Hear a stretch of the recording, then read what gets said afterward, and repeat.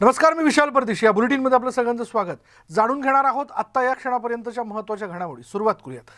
मागील 50 वर्षांपासून इंडिया गेटवर धगधगत असणाऱ्या अमर जवान ज्योती स्मारकातील ज्वाला राष्ट्रीय युद्ध स्मारकामधील ज्वालेमध्ये आज विलीन होणार आहेत.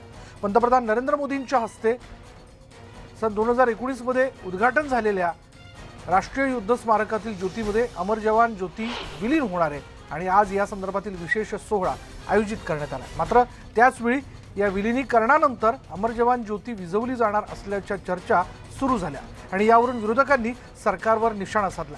राहुल गांधींनी ही बाब दुर्दैवी असल्याचं म्हटलंय. यावरूनच आता सरकारने स्पष्टीकरण दिलंय. ज्यांनी युद्ध स्मारक बनवलं नाही ते उचित श्रद्धांजली देण्यावरून आक्षेप घेत आहेत असं प्रत्युत्तर केंद्रानं दिलंय.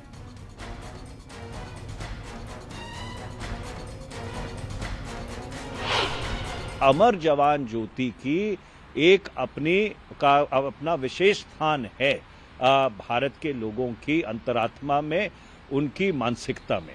और इसलिए ये जो हो रहा है कि अमर जवान ज्योति को बुझाकर और इस ज्योति को नेशनल वॉर मेमोरियल वाली ज्योति में शामिल किया जा रहा है, ये राष्ट्रीय त्रासदी है, ये गलत है, ये इतिहास को मिटाने की कोशिश है।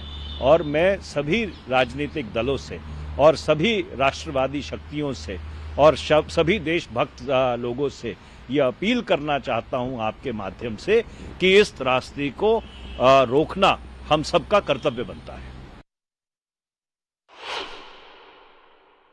हर इतिहास के साथ मोदी जी को जोड़ दिया जाए, उसी दिशा में एक और कदम उठाया जा रहा है।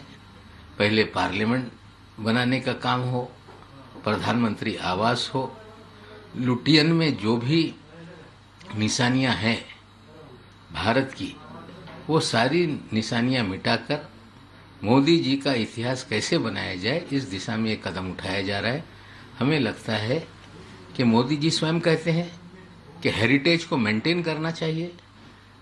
अमर ज्योति जवान एक हेरिटेज है, उसे ना हटाए, नए और कई मेमोरियल उन्हें बनाना है बनाए, लेकिन इतिहास मिटाने का खेल जो शुरू है वो ठीक नहीं। हमारे देश के अंदर तो ये एक रिवाज बन गया है, एक प्रथा बन गई है कि जो भी गवर्नमेंट सही काम करने की कोशिश करती है उसको एक तरह से पॉलिटिकल एंगल दिया जाता है। और मैं समझता हूँ कि ये बिल्कुल अनुचित है, इसमें कोई पॉलिटिक्स नहीं आनी चाहिए। देश में एक ही नेशनल वॉर मेमोरियल होता है और एक ही जगह हमारे जितने भी सैनिक हैं उन्होंने अपनी जान की बलिदान दिया है और वीर गति को प्राप्त हुए हैं, उनको एक ही जगह अच्छी तरह से सम्मान मिलना चाहिए। अगर हम दो इस तरह से वॉर मेमोरियल बनाएंगे तो उसमें एक तरह से विभाजन हो जाएगा। हमें यही नहीं पता लगेगा कि किस जवान की हमें किस जगह पर उसको सम्मान देना चाहिए। पूरे देश को गर्व होना चाहिए इस बात पे कि नेशनल वॉर मेमोरियल में अभी हम वहाँ पर एक Indian soldiers seller air warrior जिन्होंने 1947 के बाद, और 25,000 हैं उसमें से जिन्होंने देश के लिए कुर्बान दी है, हम उनको सैल्यूट करेंगे। और साथ में जो सर्विंग सोल्जर्स हैं हम उनको सैल्यूट करते हैं, उनको हम शुक्रगुजार हैं उनके कि उन्होंने हमारे देश की हमेशा सुरक्षा करी है, वो करते रहेंगे।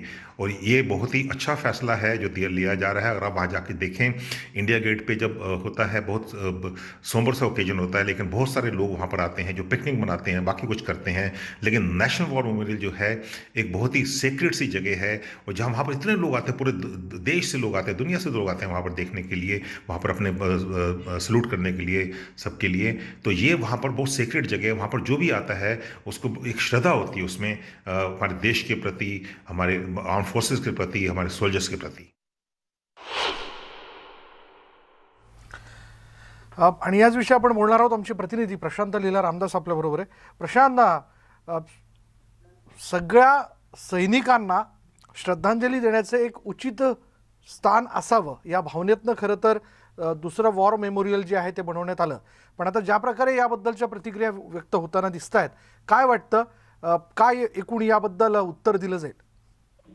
विशाल, महत्वाचं म्हणजे जर बघितलं 1971च्या युद्धामध्ये शहीद झालेल्या सैनिकाच्या स्मरणार्थ इंडिया गेटवरती अमरज्योत ज्वाला आहे त्याचा प्रज्वलित करण्यात आला होता, जी ज्योत प्रज्वलित करण्यात आली होती. पण आता ज्या पद्धतीनं राष्ट्रीय युद्ध स्मारकामध्ये ही ज्योत परावर्तित करण्यात येणार आहे, एक भव्य दिव्य कार्यक्रम दुपारी 2:45 होणार आहे. पण या मुद्द्यावरून आता एक जोरदार राजकारण सुरू झालं. एकीकडे सैनिक देखील याचा विरोध करत आहे, राजकीय विरोध करत आहे, भारतीय जनता पक्षाचे नेते याला पाठिंबा देत आहे. पण काँग्रेसच्या नेत्यांनी असं म्हटलं की एकीकडे जो जुना इतिहास आहे तो मिटवण्याचं काम नरेंद्र मोदी यांच्या नेतृत्वातील सरकार करत आहे. त्याचमुळे या प्रकारे या मुद्द्यावरून आता वाद सुरू झाला आहे. एकीकडे सैनिकाच्या मुद्द्यावरून वाद होणे हे अतिशय वाईट मानलं जातं, कारण की देशाचे अभिमान असतात, देशाचे शूरवीर असतात, अशा सैनिकांचा अभिमानाच्या मुद्द्यावरून वाद होणे, या मुद्द्यावरून राजकारण होणे हे देखील अनुचित नाहीये. पण या ज्या पद्धतीनं हे सगळ्या गोष्टी होतंय, एकीकडे हा मुद्दा आहे की इंदिरा गांधींच्या हस्ते सुरू झालेली इंदिरा गांधींच्या हस्ते या अमर जवान ज्योतीचं प्रज्वलन करण्यात आलं होतं, त्याचा इतिहास मिटवण्याचा कुठेतरी प्रयत्न केला जातो असा आरोप काँग्रेसच्या वतीनं केला जात आहे. आणि भारतीय जनता पक्षाच्या नेत्यांचं म्हणणं आहे की मोदी कुठलंही चांगलं काम करेल त्याला विरोध करण्याचं काम काँग्रेस करत आहे. त्यामुळे हा वाद कुठल्या स्थितीत पोहोचतो हे देखील पाहणं अतिशय महत्त्वाचं ठरणार आहे. विशाल, पण हे तर निश्चित की या सगळ्या ऐतिहासिक वस्तूवरनं होणारा हा वाद हा दुर्दैवी म्हणावा लागेल. पण प्रशांत, याविषयी जर आपण लक्षात घेतलं तर विरोधी पक्ष हा टीका करताना दिसतोय. सरकारकडनं काय उत्तर देण्यात आलं? या संदर्भात भारतीय जनता पक्षाच्या अनेक नेत्यांनी किंवा मंत्र्यांनी सुद्धा या संदर्भात स्पष्टीकरण दिलेलं आहे. त्यांनी म्हटलंय की देशामध्ये हे एकच ज्योत असावी सैनिकांच्या स्मरणार्थ, आणि राष्ट्रीय स्मारक देखील एकच असावं. त्यामुळे राष्ट्रीय युद्ध स्मारक एकही इंडिया गेटच्या परिसरात सुरू करण्यात आलेलं आहे. त्यामुळे ही ज्योत तिथे परावर्तित करण्यात येणार आहे. ज्योत बंद करण्यात येत नाहीये, परावर्तित करण्यात येतं असं त्यांचं म्हणणं आहे. पण एकीकडे हा मुद्दा अतिशय महत्वाचा आहे की अमर जवान ज्योत जी आहे ती बंद करण्यासंदर्भात निर्णय काल घेण्यात आलेला आहे. त्याचा उल्लेख काल देखील करण्यात आला होता की बरोबर आहे, म्हणजे ती ज्योत बंद करण्यात येणार नाही, ती फक्त परावर्तित करण्यात येते असं सांगण्यात आलं. धन्यवाद प्रशांत या सगळ्या तपशिलाबद्दल. पण राजकारण होणं किंवा याविषयी अशा प्रतिक्रिया येणं हे दुर्दैवी आहे.